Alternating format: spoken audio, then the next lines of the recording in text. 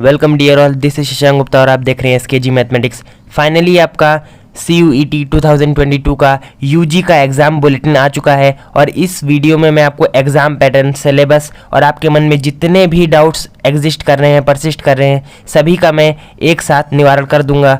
और जो भी आपके एग्ज़ाम के रिलेटेड जो भी क्वेश्चंस हैं जो कि आप मुझे टेलीग्राम चैनल पर मेरे पूछ रहे थे, उन सबको मैं यहाँ पर क्लियर कर देने वाला हूँ। आप देख सकते हैं ये बिल्कुल ऑफिशियल नोटिस है और पब्लिक नोटिस जारी की गई 26 मतलब आज के दिन में ही जारी की गई है और ये रात के 3 बजे हैं जब मैं आपके लिए वीडियो शूट कर रहा हूँ, तो लाइक ज़रूर करिएगा। ठीक, सब्जेक्ट क्या कहता है? Conduct of the common university entrance test CUET, ठीक, for 2022 for the undergraduate in central universities for academic session 2022 and 2023। ठीक, देखिए यहाँ पर MHRD ने और NTA ने यहाँ पर ये नोटिस जारी कर दी है और इसमें यहाँ पर देखिए सबसे पहले तो एग्ज़ाम का स्ट्रक्चर बता दिया गया है। ठीक, और जो आपको बताया गया कि 2 तारीख से 2/4/2022 से 3/4/2022 तक आपका एप्लीकेशन फॉर्म फिलअप होगा। ठीक है, और 1 तारीख को आपकी जो वेबसाइट है ये वाली https://cuet.samarth.ac.in ये आपकी तैयार हो जाएगी 1 तारीख को और वहाँ पर आप जाकर 2 तारीख को फॉर्म फिलअप कर सकते हैं। कोई भी आप लोग जल्दबाजी मत करिएगा, जब फॉर्म रिलेटेड आ जाएगा तो मैं आपको बताऊँगा कैसे उसको आराम से भरना है। ठीक, पहले एग्ज़ाम स्ट्रक्चर को समझते हैं। यहाँ पर जैसा कि मैंने आपको पहले भी बताया है कि 3 शिफ्ट में एग्ज़ाम होना है आपका। ठीक, तो सेक्शन ए में क्या है 13 लैंग्वेजेस है, सेक्शन 1B क्या है आपका, उसमें 19 लैंग्वेजेस है और मैं आपको बताऊंगा कि क्या कंपलसरी है, क्या कंपलसरी नहीं है और किस तरीके से आपको यहाँ पर अपना एग्ज़ाम को अटेम्प्ट करना है और क्या आप लेना चाहिए, क्या आपको नहीं लेना चाहिए, सब कुछ मैं इस वीडियो में आपको क्लियर कर दूंगा। सेक्शन 1 में जो है वो 2 भाग हैं, 1A है 1B है, जिसमें 13 लैंग्वेजेस एक में है और एक में 19 लैंग्वेजेस हैं। ठीक, अब सेक्शन 2 आता है जिसमें आपका डोमेन स्पेसिफिक सब्जेक्ट होगा और उसमें 27 डोमेन स्पेसिफिक दिए गए हैं और उसमें से मैक्सिमम आप 6 अटेम्प्ट कर सकते हैं। अभी मैं इसके बारे में डिटेल में चर्चा करूंगा। ठीक, सेक्शन 3 क्या है? जनरल टेस्ट है।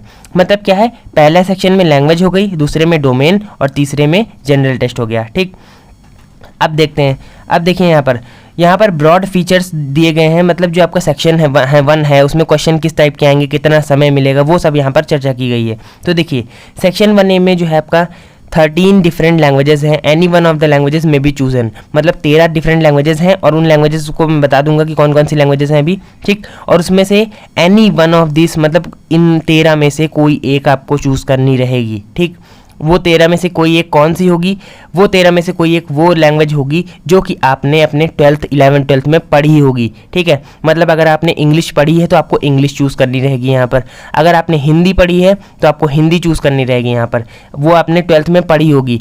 लेकिन यहाँ पर यह भी प्रावधान दिया गया है कि अगर जिस पर्टिकुलर यूनिवर्सिटी में मान लीजिए आप BHU में आना चाहते हैं या DU में आना चाहते हैं और वो परमिट करती है कि आप वो लैंग्वेज चूज़ कर लें जो कि आपने ना भी पढ़ी हो, तो आप लोग वो भी चूज़ कर सकते हैं। लेकिन मेरी यही मानी है कि अगर आपने इंग्लिश पढ़ी है तो इंग्लिश ही चूज़ करिएगा, वो आपको ईजी पड़ेगा। ठीक, अब यहाँ पर 19 डिफरेंट लैंग्वेजेस हैं। ठीक, any other part of the language those offered in section A में बी चूजन, मतलब जो आप यहाँ चूज़ कर चुके हैं वो आप यहाँ पर चूज़ नहीं करेंगे। ठीक है, दूसरा कोई चूज़ करेंगे और ये कंपलसरी नहीं है सेक्शन 1B। ठीक, अब क्या लिखा है?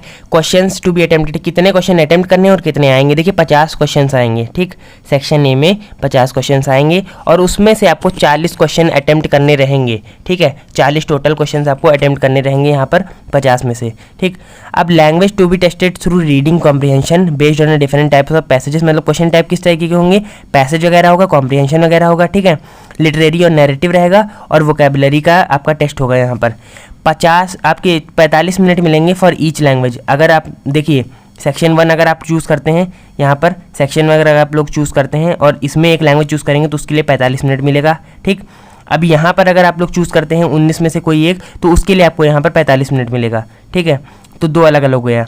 अब देखिए सेक्शन 2 जो डोमेन स्पेसिफिक सब्जेक्ट है उसमें क्या है 27 डोमेन स्पेसिफिक दिए गए हैं आपको सब्जेक्ट्स। ठीक है, उन डोमेन स्पेसिफिक में से एट मोस्ट मतलब ज़्यादा से ज़्यादा आप 6 कर सकते हैं। ठीक है, लेकिन अगर आप मान लीजिए BSc मैथमेटिक्स के हैं तो आप फिजिक्स केमिस्ट्री मैथ्स ही चूज़ करेंगे, क्योंकि एलिजिबिलिटी क्राइटेरिया क्या कहता है? आपने फिजिक्स केमिस्ट्री और मैथ्स पढ़ा होना चाहिए। ठीक है, और कंप्यूटर साइंस हो गया, ज्योग्राफी हो गया, आपका स्टैट्स हो गया। अगर आपने ये भी पढ़ा है 11th-12th में तो आप वो भी चूज़ कर सकते हैं। लेकिन ज़्यादातर बच्चे फिजिक्स, केमिस्ट्री, मैथ या कंप्यूटर साइंस ही पढ़े होते हैं, तो वो लोग वही सब्जेक्ट चूज़ करेंगे।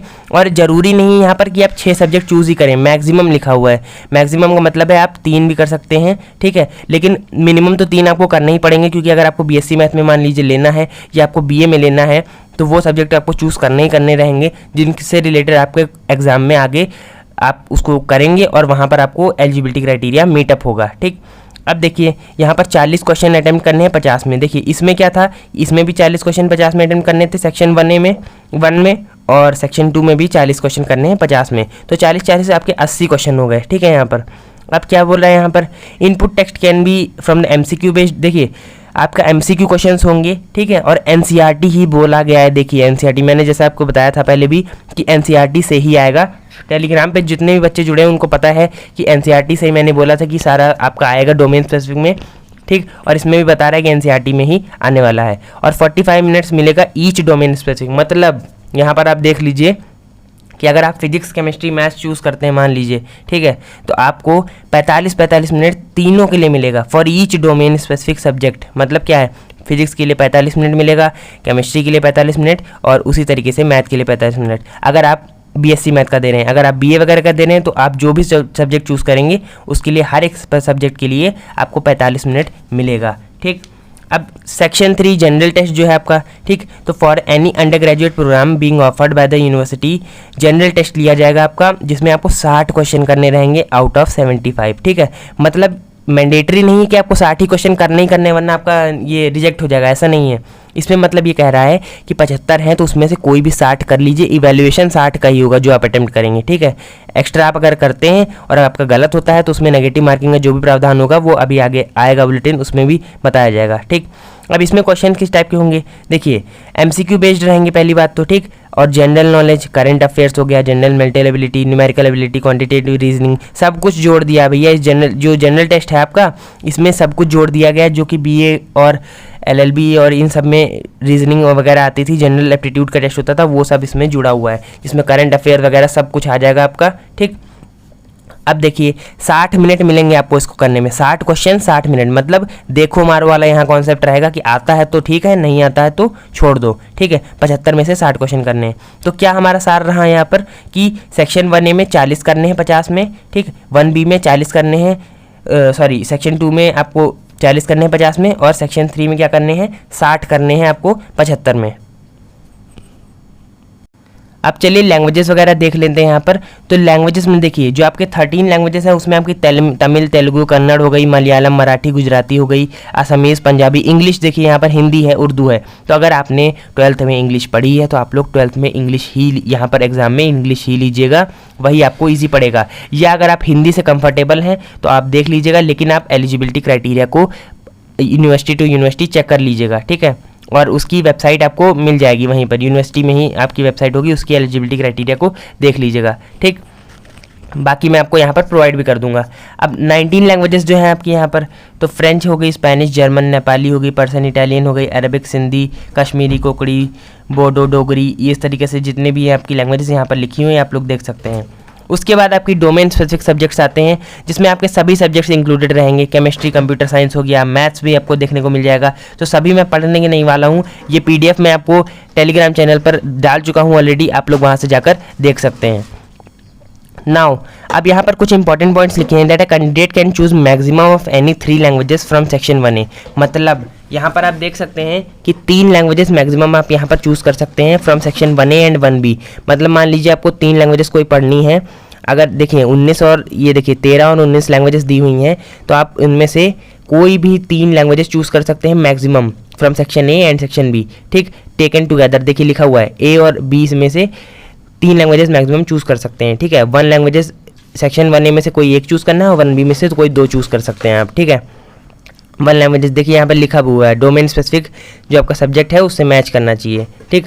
अब section 2 offers 27 subjects out of which candidate must choose maximum of 6 subjects. अब मैक्सिमम 6 सब्जेक्ट्स का मतलब यहाँ पर समझ लीजिए कि ये नहीं बोल रहा है आपसे कि 6 सब्जेक्ट चूज़ करने हैं आपको, ये आपसे ये बोल रहा है कि मैक्सिमम 6 कर सकते हैं और आपको एलिजिबिलिटी देखना है। मान लीजिए आप BSc मैथ में है तो फिजिक्स, केमिस्ट्री, मैथ तीनों चूज़ करने ही पड़ेंगे, ठीक है। या फिजिक्स केमिस्ट्री हो गया आपका।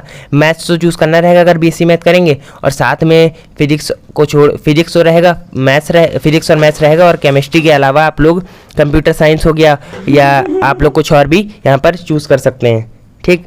और अब सेक्शन 3 में देखिए जनरल टेस्ट है, उसमें मैंने आपको पूरा चीज़ें बता दी हैं, ठीक। For choosing languages up to 3 from section 1A and 1B a maximum of 6 subjects from the section 2 and general test under section 3 the candidate must require the requirement of his or her intended university। देखिए यहाँ पर बोला भी गया है कि candidate को requirement check करनी है अपनी उसकी, कि आप जो डोमेन स्पेसिफिक सब्जेक्ट चूज़ कर रहे हैं वो जो सब्जेक्ट है क्या वो मैच खा रहा है आपकी रिक्वायरमेंट से। मान लीजिए बीएससी मैथ कर रहे हैं बीएचयू से, तो बीएचयू में आपको फिजिक्स और मैथ होना कंपलसरी है, साथ में कोई 3 सब्जेक्ट साथ में, मान लीजिए केमिस्ट्री हो सकता है आपका, कंप्यूटर साइंस हो सकता है आपका, यहाँ पर देख सकते हैं आप, ठीक है।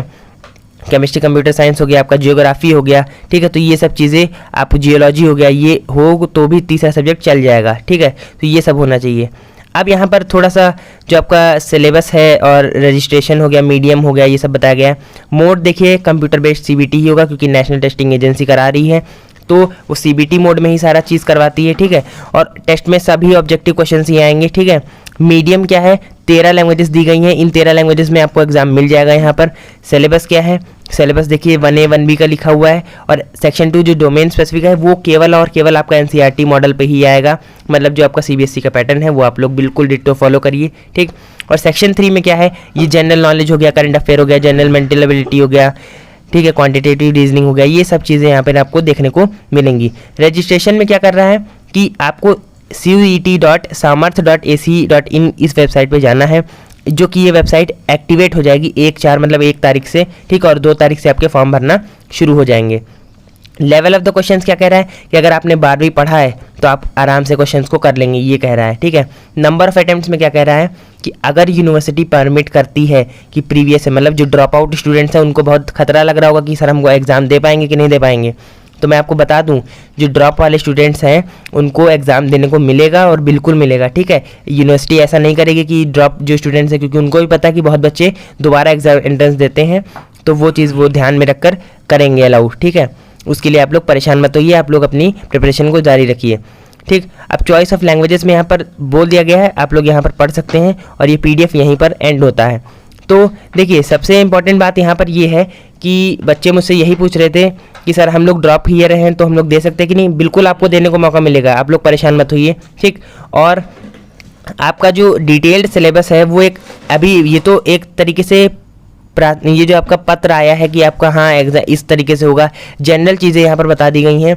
जो इसका डिटेल्ड रहेगा वो मैं आपको यहाँ पर समझाऊंगा कि डोमेन में आपको क्या क्या रहेगा, डोमेन स्पेसिफिक में, और इस तरीके से काफ़ी नॉलेज अभी आपको अधूरी है वो आपको मैं देने की कोशिश करूँगा।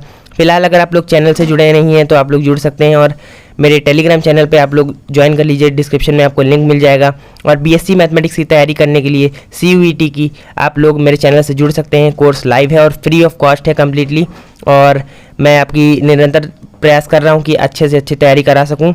और आपका कल एक टेस्ट होने वाला है फॉर द 2022 मैथमेटिक्स, तो आप लोग उसको ज्वाइन करिए। और धन्यवाद, मिलते हैं किसी नेक्स्ट वीडियो में नई इन्फॉर्मेशन के साथ। Thank you.